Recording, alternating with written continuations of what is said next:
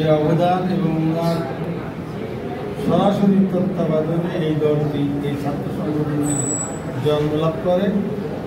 এই ছাত্র সংগঠনটি যখন জন্মলাভ করে সেই বছর আমি এইচএসসি পরীক্ষা দিই। তার মানে তোমরা যে পরীক্ষা দিতে যাচ্ছ আজ থেকে প্রায় 45-46 বছর আগে আমি এই পরীক্ষা তোমাদের মধ্যে এরকম ছাত্র ছিলাম।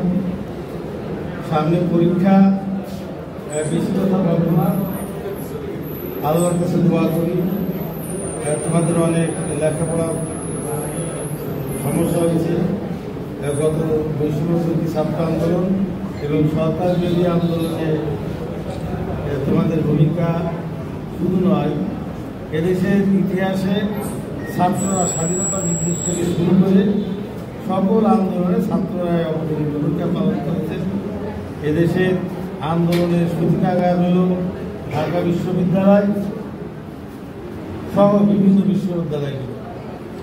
এবার আন্দোলনে অবশ্য ঢাকা বিশ্ববিদ্যালয় সহ বিভিন্ন বেসরকারি বিশ্ববিদ্যালয়গুলোর ছাত্রছাত্রীরাও এই আন্দোলনে অংশগ্রহণ করেছিল। আমি সর্বপ্রথম যারা বিগত আন্দোলনগুলিতে শহীদ হয়েছেন, আল্লাহ যেন তাদেরকে বেহেশত নসিব করেন এই দোয়া করি। তোমরা একটি ছোট্ট গণ্ডির থেকে এইচএসসির পরে একটা বিশাল পৃথিবীতে পদার্পণ করবে। আসলে কিন্তু অনেক স্কুল কলেজ, অনেক কিন্তু জুনিয়র মানে সেকেন্ডারি এবং হায়ার সেকেন্ডারি এডুকেশনটা কিন্তু একসাথেই হয়, এক স্কুলেই হয়, এক কলেজেই হয়।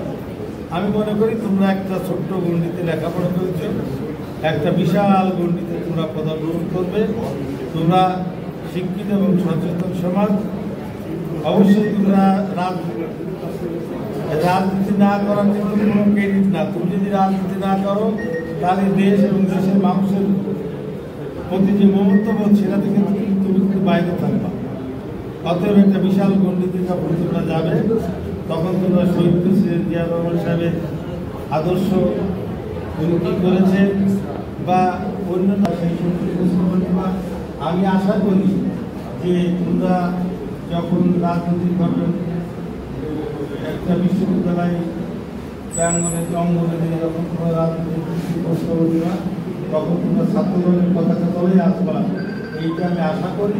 কারণ যতগুলো রাজনৈতিক ছাত্র সংগঠন আছে তার ভিতরে ছাত্রদলের সেরা।